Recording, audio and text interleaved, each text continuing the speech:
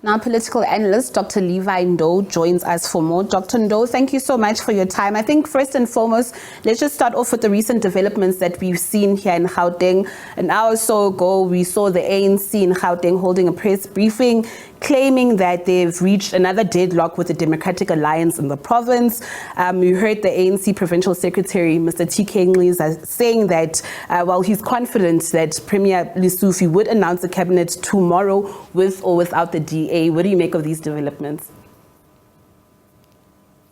Good evening, Natasha. Good evening to the viewers at home. Indeed, there was huge expectations that Gauteng was going to announce the provincial executive. It appears as if there is a deadlock between the ANC and in the main the Democratic Alliance. And I read this as being part of misunderstandings between the two parties and how the provincial government in Gauteng is supposed to move or work moving forward. Because it is in the view of the ANC that all political parties be invited to form the government of provincial unity. And on the part of the DA, it appears as if it should be the DA and only the ANC that should be in charge. Even though we accept negotiations, accept consultation, and to a certain extent bargaining, you need a situation where some of these things have to come to an end because government in the province of Gauteng appears to be stagnant because of politicians fighting over positions. Okay, Dr. Ndou, I also want us to zoom in on this newly formed cabinet that will be taking the oath of office tomorrow. It's quite interesting for me that the Department of Agriculture, Land Reform and Rural Development has been split. You have the leader of the DA, John Steenhuisen, taking agriculture, and the leader of the PAC, Mzwanele Nyonso, taking land reform and rural development. And looking at these two political parties, the DA and the PAC, they've got two different political ideologies on the land issue. What do you make of this? Firstly, I support those who say that the cabinet is quite bloated, but I think there was nothing else that could be done to deal with this matter. But in terms of the separation of the two departments, my view is that the PAC, firstly, has got a portfolio that, in my view, has created their existence as a political party. And I would expect the PAC to quickly unveil their program that will be embraced by their colleagues in cabinet, and then they start implementing what they think is right for South Africans. At the same time, John Steenhuisen got exactly what he wanted, because I think he wanted to become a minister, and that is what he got. But the two ministers, in my view, are indeed quite different in terms of their backgrounds and in terms of their ideologies. And I think separating the two was meant to avoid a situation where they would not be able to work together.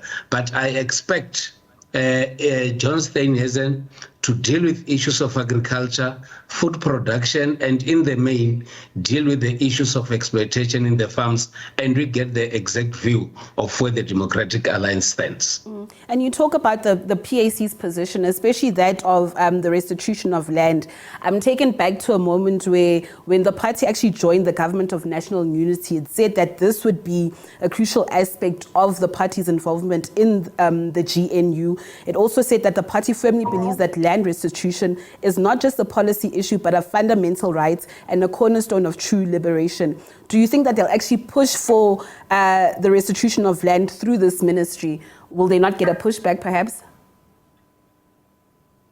This is the right time, in my view, for the PAC to express their policy position, not only from the opposition benches, but from the position of authority. I expect the president of the PAC to be able to be bold enough at cabinet, unveil his own program and ideology, and also talk to other colleagues in cabinet to support whatever we would be coming up with.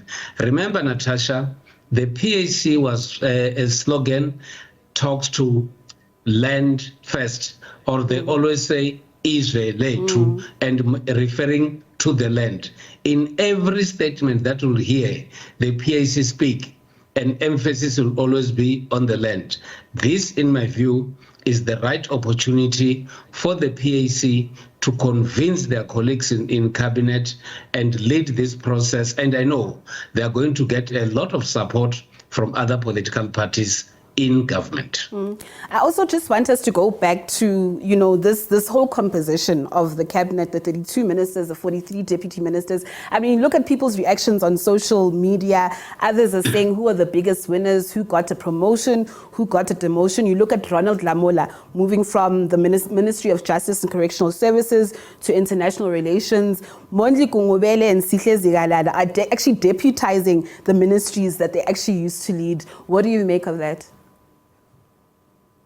Including Joe Partha. Yes, definitely. I think we need to move away. I think we need to move away from demotion and promotion, because this is not a cabinet reshufflement. This is an establishment of the new administration, which started in 2024. Of course, some might view this as a demotion, especially for those who are running ministers and now they're actually deputizing. The unfortunate part is that, in my view, the president had to create a balance in terms of allocation of positions. There couldn't be enough portfolios for all the people, but I think he could have done much better, because he has tried his best to make the cabinet bigger, which is also a concern, but also to try and accommodate former ministers of the ANC. And if you look at the entire cabinet, the ANC remains dominant, and I think that is exactly what the president was trying to do. Okay. Well, thank you so much for your time, Dr. Ndou. Unfortunately, all good things have to come to an end. And Mpho, really, it is going to be a very busy week for journalists. Tomorrow, we're expecting those ministers to actually take their oath of office. But of course, trust our capable colleagues to be on top of the story and give you all the latest developments.